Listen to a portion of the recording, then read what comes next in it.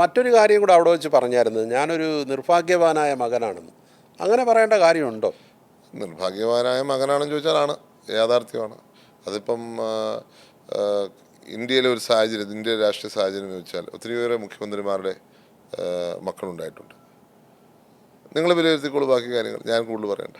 അല്ല, പക്ഷേ അത് മനസ്സിലായി. അല്ല, അന്ന് പറഞ്ഞ എന്തോ അച്ഛനെ കൊലപ്പെടുത്താൻ ശ്രമിച്ച നമ്മൾ ഇതേ വേദി നമ്മൾ ചർച്ച ചെയ്തു. ഇതിനു മുമ്പ് ഈ വേദിയിൽ വന്നപ്പോൾ അത്ര നല്ലൊരു സാഹചര്യത്തിലല്ല നമ്മൾ അന്ന് സംസാരിച്ചത്.